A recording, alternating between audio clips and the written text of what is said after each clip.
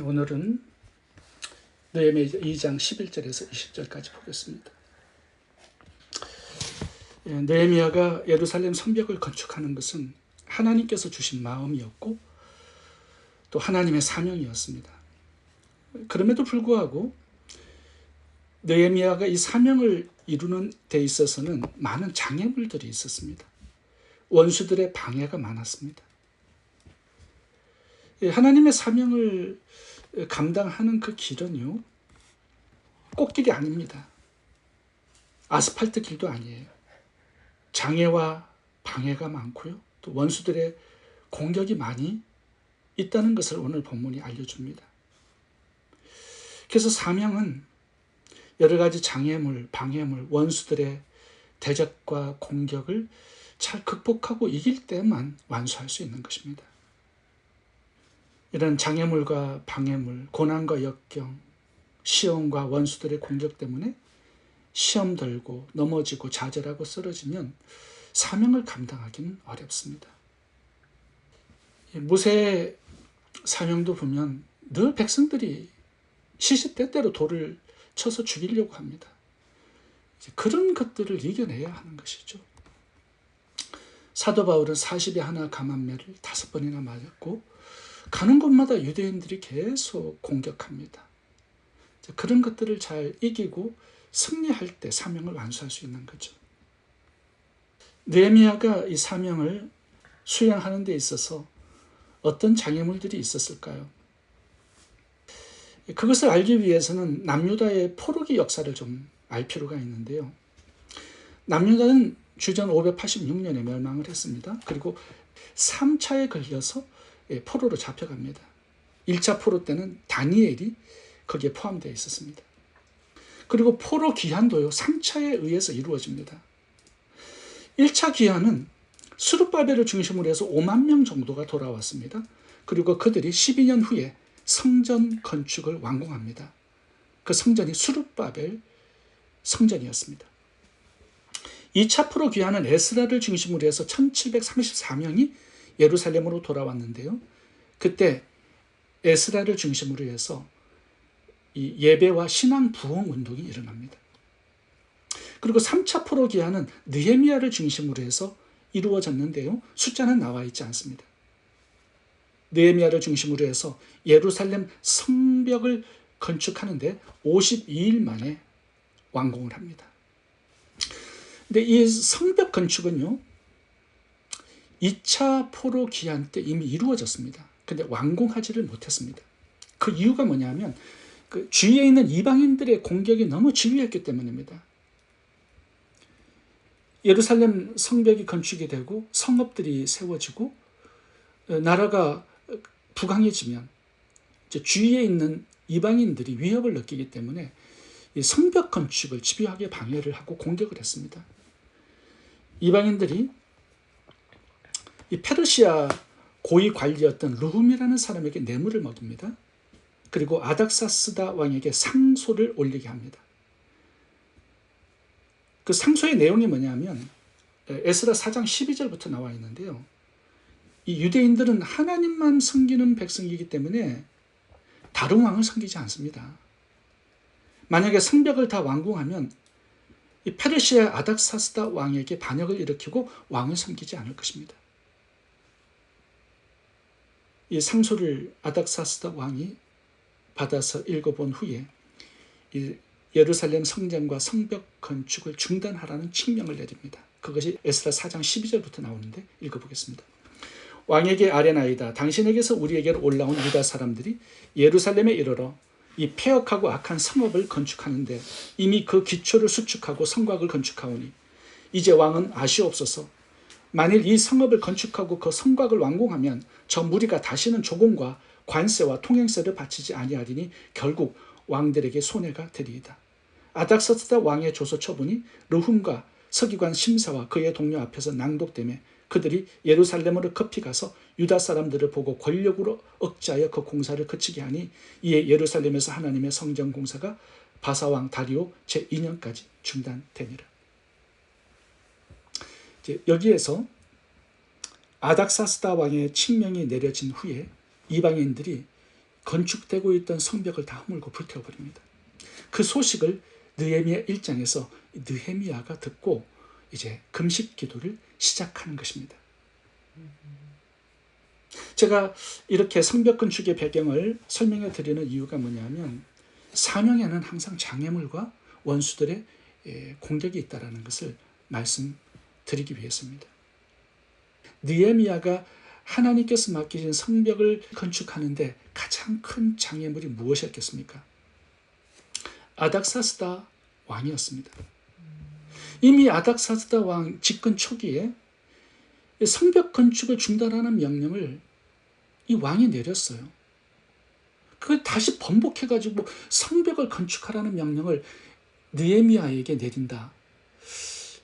이거는 자신의 명령을 스스로 번복하는 것이기 때문에 자존심 상하는 일입니다.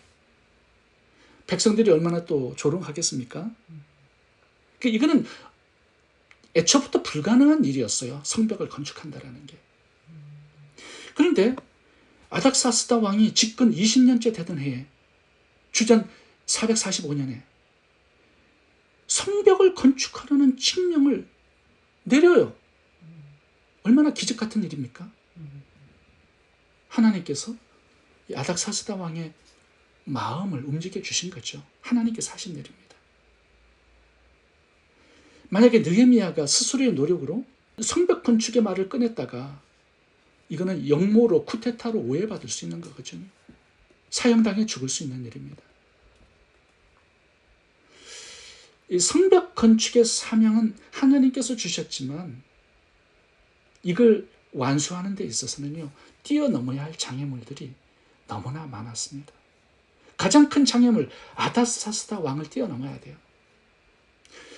왕의 마음이 열리지 않으면 성벽 건축은 영원히 불가능한 일입니다. 오늘 본문을 통해서 하나님께서 맡기신 사명을 어떻게 완수해야 될지 그 비결에 대해서 몇 가지로 살펴보겠습니다. 첫 번째, 포기하지 않고 기도해야 합니다. 느헤미야의 기도가 1장부터 시작되는데요. 2장에서도 느헤미야의 기도가 나옵니다.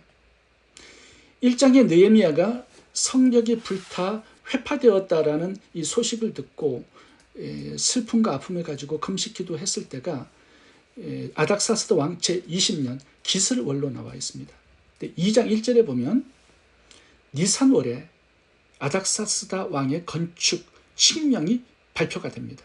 그 기간이 4개월이에요. 그러니까 1장과 2장 사이에 4개월의 이제 시간이 흐른 것입니다. 느헤미야가 계속 기도했다라는 거죠. 아닥사스다 왕이 너의 얼굴에 왜 이렇게 수심이 가득하냐 이렇게 질문했을 때 2장 2절에 보면 왕이 물어요. 네가 무엇을 원하느냐? 너의 근심을 한번 얘기해봐라. 그런데 직접 말하지 않고요. 하나님께 기도해. 하나님께 묵도하고 하나님께 지혜를 구한 거죠. 무엇을 말해야 할지. 시시때때로 하나님을 의식하고 있었습니다. 4개월 동안 너무 수심이 가득했어요. 그 마음을, 아픈 마음, 슬픈 마음을 가지고 금식하면서 하나님께 기도했을 때 4개월 후에 응답이 온 것입니다. 포기할 만하죠. 응답이 없기 때문에. 그리고 자신이 할 수 있는 일이 아무것도 없잖아요. 근데 놀라운 것은 느헤미야가 기도를 포기하지 않았다는 것입니다. 그렇게 기도했을 때 느헤미야의 때가 아니라 하나님의 때에 응답이 왔습니다. 하나님께서 4개월의 기도를 모아서 기도가 다 찼을 때 이제 응답을 주셨는데 가장 뛰어넘기 어려웠던 아닥사스다 왕의 마음을 바꿔주신 거예요. 성벽을 건축하라는 칙령을 내릴 수 있도록 말입니다. 그래서 다니엘서 9장에 다니엘의 70일의 예언이 느헤미야의 기도를 통해서 성취된 것입니다. 읽어보겠습니다. 느헤미야 2장 4절부터 5절부터 읽습니다. 왕에게 이르되 왕이 만일 좋게 여기시고 종이 왕의 목전에서 은혜를 얻어 싸우면 나를 유다 땅 나의 조상의 묘실에 있는 성읍에 보내어 그 성을 건축하게 하옵소서 하였는데 6절 그때에 왕후도 왕 곁에 앉아 있었더라. 왕이 내게 이르시되 네가 몇 날에 다녀올 길이며 어느 때에 돌아오겠느냐 하고 왕이 나를 보내기를 좋게 여기시기로 내가 기한을 정하고 내가 또 왕에게 아뢰되 왕이 만일 좋게 여기시거든 강서쪽 총독들에게 내리시는 조서를 내게 주사 그들이 나를 용납하여 유다에 들어가기까지 통과하게 하시고 또 왕의 살림 감독 아삽에게 조서를 내리사 그가 성전에 속한 영문의 문과 성곽과 내가 들어갈 집을 위하여 들보로 쓸 제목을 내게 주게 하옵소서 하며 내 하나님의 선한 손이 나를 도우심으로 왕이 허락하고 군대 장관과 마병을 보내어 나와 함께 하시기로 내가 강서쪽에 있는 총독들에게 이르러 왕의 조서를 전하였더니 와, 엄청난 일이 벌어집니다. 왕이 군대까지 움직여요. 원수들의 방해를 차단시켜주기 위해서. 그리고 모든 목재들도 재정들도 전부 다 왕이 공급을 합니다. 놀라운 일이죠. 4개월 동안 기도 응답이 없었어요. 그래서 근심이 너무 가득했습니다. 그런데 얼굴에 있는 근심이 신의 한 수가 되었습니다. 왕이 그 근심 때문에 질문을 하잖아요. 그 근심 때문에 성전 건축에 필요한 모든 것들을 다 아뢰어서 허락을 받아내잖아요. 오랫동안 기도 응답이 없는 것, 마음의 상황과 얼굴에 근심이 가득한 것, 그게 기도 응답의 비결이 되는 것이에요. 내 때에 응답되는 거 없습니다. 기도 응답은요, 하나님의 때에 되는 거예요. 왜? 그때가 가장 좋은 때이기 때문에 그런 것이죠.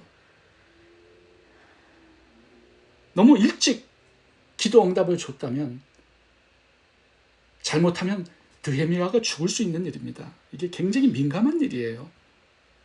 역모가 될 수 있고 쿠데타가 될 수 있는 일이죠. 할 수 있는 일이 아무것도 없기 때문에, 근심과 걱정이 너무 많기 때문에 기도할 수밖에 없다. 이게 하나님의 기도 응답을 받는 비결이 되는 것입니다. 중요한 것은 포기하지 않고 절망하지 않고 좌절하지 않고 하나님의 때를 잠잠히 기다리면서 기도하는 거예요. 아버지의 때가 올 때까지 기도를 포기하지 않는 것, 그게 사명의 문이 열리는 비결입니다. 하나님의 축복과 도움의 손길이 다가오는 비결이에요. 엘리야의 기도를 보면요, 하나님께서 3년 반의 기근을 이제 중단시키고 비를 주시겠다고 약속을 하셨습니다. 그래서 그 약속을 믿고 엘리야가 기도해요. 근데 기도하는데 오랫동안 비가 내리지 않았습니다. 처음에는 굉장히 굉장히 작은 먹구름이 생겨요.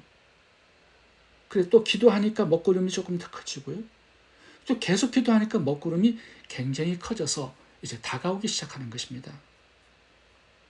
오랫동안 하나님의 약속을 믿고 응답이 없어도 포기하지 않고 기도했을 때 엘리야의 기도가 응답되어서 3년 반 만에 하늘에서 소낙비가 내리기 시작한 것입니다. 포기하지 않고 기도하는 것, 그것이 기도 응답의 비결이 되는 것이고요. 모든 장애물들을 뛰어넘고 하나님의 사명을 완수하는 비결이 되는 것입니다. 아브라함이 하나님께서 자식을 주시겠다고 약속했는데 25년 동안 응답이 되지 않았습니다. 그래도 포기하지 않고 아브라함은 기도했죠. 25년 만에 응답을 받아서 결국 이삭의 후손으로 예수님께서 이 땅에 오시게 된 것입니다. 한나도 10년 동안 포기하지 않았어요. 원수 분인나가 수많은 자식을 낳았을 때 기도 응답을 포기하지 않고 10년 이상 기도했습니다. 그때 하나님은 사무엘을 기적의 아들로 한나에게 주신 거죠. 기도를 포기하지 않고 지속적으로 기도할 수 있기를 바랍니다. 두 번째 사명을 이루는 비결은요, 하루하루에 맡기신 작은 일들에 성실하고 최선을 다하는 것입니다. 예레미야가 예루살렘 성벽 건축의 사명을 받았습니다. 근데 그 사명을 이루는 길은요, 상당히 오랜 시간을 기다려야 했습니다. 기도하면서 기다리면서 느헤미야가 했던 일은요, 자신에게 맡겨진 왕에게 술 따르는 이 일을 성실하게 최선을 다해서 하루하루 감당한 것입니다.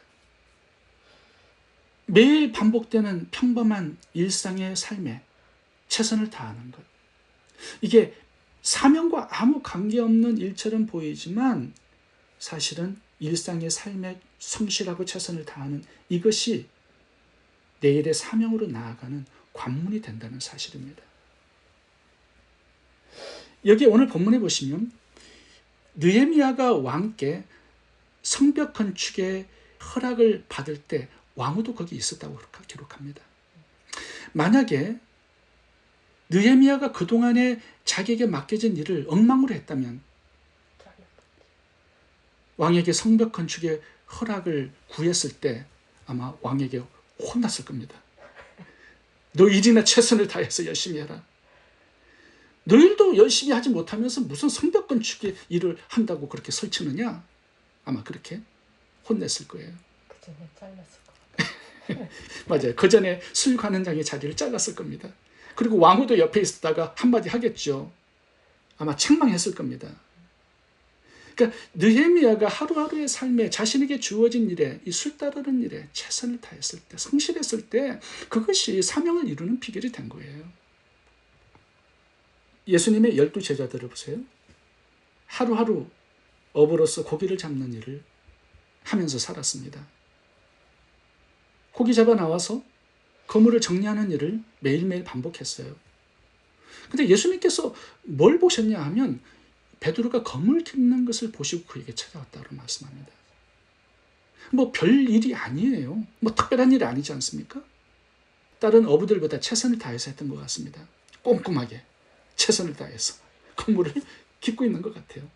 예수님께서 마음에 들어서 너 내 제자 되어라 이렇게 말씀해 주신 거죠. 12 제자들 보면 다 그래요. 예수님께서 삶의 현장을 방문하십니다. 세리마태도 그렇잖아요. 세리인데 세관에서 자기 맡은 일을 열심히 장부 정리를 하고 있었던 것입니다. 예수님께서 보니까 다른 사람보다 더 열심히 잘해. 마태 세리에게 나를 따라오너라. 내 제자가 되어라. 그렇게 말씀해 주셨을 때 모든 걸 정리하고 예수님을 따라 제자가 된 것입니다. 사도 바울도 마찬가지죠. 비록 예수 믿는 사람들을 잡아 죽이는 살인마였지만 그 일에 누구보다도 열심히 최선을 다해서 그 일을 했던 것 같습니다. 그게 예수님의 마음에 들었던 것 같아요. 예수님의 제자로 발탁되는 영광을 얻은 것입니다. 나의 사명과 아무 상관없이 보이는 반복되고 있는 일상, 그 일상의 시간들이 모아져서 나의 실력이 되고요. 또 내일의 사명이 되는 것입니다. 하나님의 시간이 될 때까지 열심히 기도하시고요. 하나님의 때를 기다리면서 매일에 주어진 일상에 최선을 다하시기 바랍니다. 그 일상이 내일의 사명이 되는 것입니다. 세 번째, 사명을 위해서는 철저하게 준비해야 합니다. 첫 번째는 기도를 포기하지 않고 하나님의 때를 기다리면서 열심히 기도하는 것이고요. 두 번째는 하나님께서 나에게 맡기신 그 일을 성실하게 최선을 다해서 하는 것입니다. 세 번째는 하나님께서 맡겨주신 사명을 철저하게 준비해야 합니다.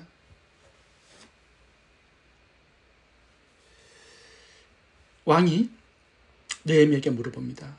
내가 너에게 무엇을 해주기를 원하느냐? 그랬더니 느헤미야가 오늘 본문에 보시면 5가지를 구합니다.